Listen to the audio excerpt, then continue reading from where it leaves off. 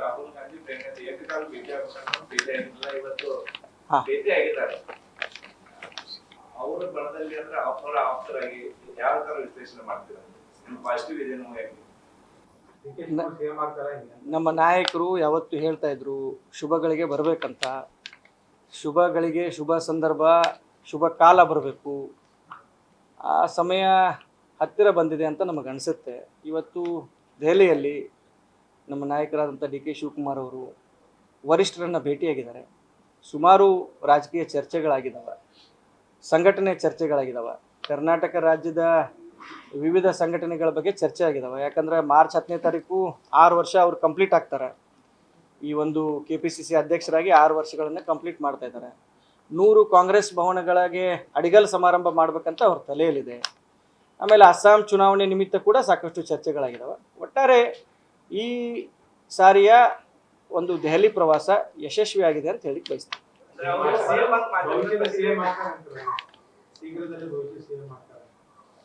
ನೋಡಿ, ನಾನು ಈಗಾಗಲೇ ನಮ್ಮ ಸಾಕಷ್ಟು ಪತ್ರಿಕಾ ಮಾಧ್ಯಮದವರಿಗೆ ಮತ್ತು TV ಮಾಧ್ಯಮದವರಿಗೆ ನಾನು ಹೇಳಿದ್ದೀನಿ, ಡಿ ಕೆ ಶಿವಕುಮಾರ್ ಅವರು ಸಾಕಷ್ಟು ಶ್ರಮಪಟ್ಟು, ಮತ್ತು ನಾನು ಬೇರೆಯವರು ಶ್ರಮ ಪಟ್ಟಿಲ್ಲ ಅಂತ ಯಾವತ್ತೂ ಹೇಳಿಲ್ಲ.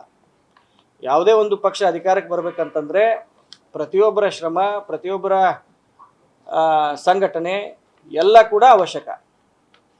ಸಿದ್ದರಾಮಯ್ಯ ಸಾಹೇಬರ ಒಂದು ನೇತೃತ್ವದಲ್ಲೇ ನಾವು 2023ರಲ್ಲಿ ಅಧಿಕಾರಕ್ಕೆ ಬಂದಿದ್ದೀವಿ. ಆದರೆ ಡಿ ಕೆ ಶಿವಕುಮಾರ್ ಅವರು ಯಾವ ಒಂದು ಸಂದರ್ಭದಲ್ಲಿ ಪಕ್ಷದ ಚುಕ್ಕಾಣಿಯನ್ನು ಹಿಡಿದ್ರಂತ ತಾವೆಲ್ಲ ಅರ್ಥ ಮಾಡ್ಕೋಬೇಕು. ಯಾವುದೋ ಒಂದು ಸುಳ್ಳು ಪ್ರಕರಣದಲ್ಲಿ ಅವ್ರನ್ನ ಜೈಲಿಗೆ ಕಳಿಸಿ ಜೈಲಿಂದ ಹೊರಗಡೆ ಬಂದ ತಕ್ಷಣ ಪಕ್ಷದ ಸ್ಥಿತಿ, ಅವತ್ತಿನ ಪರಿಸ್ಥಿತಿ ಸಾಕಷ್ಟು ಚಿಂತಾಜನಕವಾಗಿತ್ತು. ಅಂಥ ಒಂದು ಪರಿಸ್ಥಿತಿಯಲ್ಲಿ ಪಕ್ಷದ ಚುಕ್ಕಾಣಿಯನ್ನು ಹಿಡಿದು ಕೋವಿಡ್ ಸಮಯದಲ್ಲಿ ಅವರು ಯಾವ ರೀತಿ ಕರ್ನಾಟಕದ ಜನರ ಜೊತೆ ಅವರ ಆತ್ಮಸ್ಥೈರ್ಯವನ್ನು ತುಂಬಲಿಕ್ಕೆ KPCC ಅಧ್ಯಕ್ಷರಾಗಿ ನಮ್ಮನ್ನೆಲ್ಲರನ್ನೂ ಸಂಘಟನೆಗೆ ದುಗಿಸಿ, ವಿರೋಧ ಪಕ್ಷದಲ್ಲಿದ್ದರೂ ಕೂಡ ಆಡಳಿತ ಪಕ್ಷದವ್ರಿಗಿಂತ ಹೆಚ್ಚಾಗಿ ನಾವು ಕಾಂಗ್ರೆಸ್ ಪಕ್ಷದ ಕಾರ್ಯಕರ್ತರಿರ್ಬೋದು, ನಾವು ಕೆಲಸ ಮಾಡಲಿಕ್ಕೆ ನಮಗೆ ಕಾರ್ಯಕ್ರಮಗಳನ್ನು ಕೊಟ್ಟರು. ಕೋವಿಡ್ ಸಂದರ್ಭದಲ್ಲಿ ಕಾರ್ಯಕ್ರಮಗಳನ್ನು ಕೊಟ್ಟರು. ಮೇಕೆದಾಟು ಯೋಜನೆ ಇರ್ಬೋದು, ಭಾರತ್ ಜೋಡೋ ಪಾದಯಾತ್ರೆ ಇರ್ಬೋದು. ತದನಂತರ ಏನು ಚುನಾವಣೆಯಿಂದ 6 ತಿಂಗಳ ಮುಂಚೆ ನಮ್ಮ ಏನು ಪ್ರೋಗ್ರಾಮ್ಗಳು ಸ್ಟಾರ್ಟ್ ಆದವು, ಪ್ರತಿಯೊಂದು ಹಂತದಲ್ಲಿ ಕಾಂಗ್ರೆಸ್ ಪಕ್ಷಕ್ಕೆ ಹೊಸ ಚೈತನ್ಯವನ್ನು ತುಂಬುವುದರಲ್ಲಿ ಡಿ ಕೆ ಶಿವಕುಮಾರ್ ಅವರ ಪಾತ್ರ ಅತಿ ಮುಖ್ಯವಾಗಿದೆ.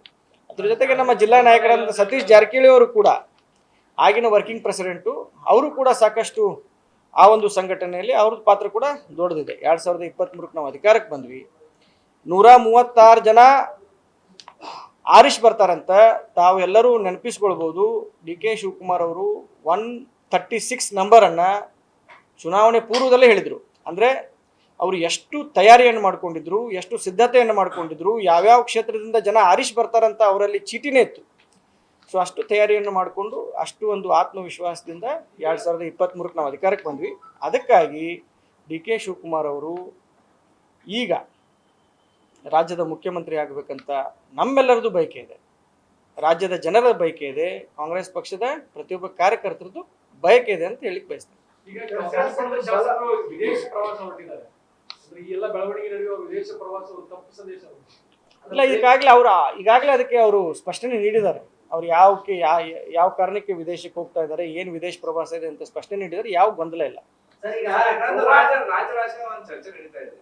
ಪಕ್ಕದ ಗೋವಾದಲ್ಲಿ ಒಂದು ರೆಸಾರ್ಟ್ ಬುಕ್ ಮಾಡಿದ್ರು ಡಿ ಕೆ ಶಿವಕುಮಾರ್, ನಿಜಾನ ಏನು? ಇಲ್ಲ, ಅದೆಲ್ಲ ಸತ್ಯಕ್ಕೆ ದೂರವಾದಂಥ ಒಂದು ವದಂತಿ. ಅದಕ್ಕೆ ಈಗಾಗಲೇ ಅಧ್ಯಕ್ಷರು ಹೇಳಿದ್ದಾರೆ, ಮತ್ತು ನಾವು ನಮ್ಮ ಒಂದು ಮಾಧ್ಯಮದಲ್ಲಿ ನಾವು ಹೇಳಿದ್ದೀವಿ. ಆ ರೀತಿ ಯಾವುದೇ ಬೆಳವಣಿಗೆ ಆಗಿಲ್ಲ. ಯಾಕಂತಂದರೆ D K Shivakumar is a Born Congress man, is a proud Congress man. ಅವರಲ್ಲಿ ಗುಂಪುಗಾರಿಕೆ ಅನ್ನೋದೇ ಇಲ್ಲ. ಗುಂಪುಗಾರಿಕೆ ಮಾಡಬೇಕು, ಪಕ್ಷನ ಮುಜುಗರಕ್ಕೆ ಹಾಕಬೇಕು ಅಂಥ ಒಂದು ಮನೋಭಾವ ನಮ್ಮ ಅಧ್ಯಕ್ಷರಲ್ಲಿ ಯಾವತ್ತೂ ಇಲ್ಲ.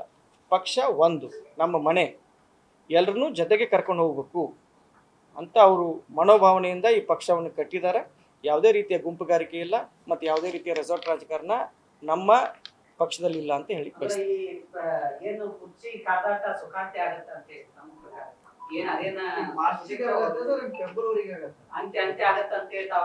ನೋಡಿ, ನಮ್ಮಲ್ಲಿ ನಮ್ಮ ಹೈಕಮಾಂಡ್ಗೆ ಎಲ್ಲರೂ ಕೂಡ ನಾವು ತಲೆ ಬಾಗಲೇಬೇಕು. ತಾವು ನೋಡಬೇಕು, ಸಿದ್ದರಾಮಯ್ಯ ಸಾಹೇಬರು ಕೂಡ ಹೈಕಮಾಂಡ್ ಹೆಸರೇ ತೊಗೊಂಡಿದ್ದಾರೆ. ನಮ್ಮ ನಾಯಕರಾದಂಥ ಡಿ ಕೆ ಶಿವಕುಮಾರ್ ಅವರು ಕೂಡ ಹೈಕಮಾಂಡ್ ಹೆಸರೇ ತೊಗೊಂಡಿದ್ದಾರೆ. ಎಲ್ಲ ಹಿರಿಯ ನಾಯಕರು ಹೈಕಮಾಂಡ್ ನಮಗೆ ಯಾವ ರೀತಿ ಮಾರ್ಗದರ್ಶನ ಕೊಡ್ತಾರೆ ಆ ಹೈಕಮಾಂಡ್ ಮಾರ್ಗದರ್ಶನದ ಮುಂದೆ ನಾವು ತಲೆಬಾಗ್ತೀವಿ ಅಂತ ಹೇಳಿದ್ದಾರೆ. ಅದೇ ಪ್ರಕಾರ ಹೈಕಮಾಂಡ್ದವರು ಯಾವತ್ತೂ ಈ ಒಂದು ಏನು ಇವತ್ತಿನ ಪ್ರಸ್ತುತ ವಿದ್ಯಮಾನ ಇದೆ ಈ ವಿದ್ಯಮಾನಕ್ಕೆ ಅವ್ರು ಯಾವತ್ತು ದಿನಾಂಕ ನಿಗದಿ ಮಾಡ್ತಾರೋ ಆ ದಿನಾಂಕದಂತ ಎಲ್ಲ ಈಗಾಗಲೇ ಸುಖಾನೇ ಇದೆ, ಸುಖ ಅಂತ ಹೇಳಕ್ ಬರೋದಿಲ್ಲ, ಈಗಾಗಲೇ ಸುಖ ಇದೆ, ಸಮೃದ್ಧಿ ಇದೆ ಕರ್ನಾಟಕ ರಾಜ್ಯದಲ್ಲಿ, ಇನ್ನೂ ಹೆಚ್ಚಿನ ಸಮೃದ್ಧಿ ಬರಲಿದೆ ಆ ದಿನದಿಂದ ಅಂತ ಹೇಳಕ್ ಬಯಸ್ತೇನೆ. ಗ್ಯಾರಂಟಿ ನ್ಯೂಸ್, ಸುದ್ದಿ ಖಚಿತ, ನ್ಯಾಯ ನಿಶ್ಚಿತ.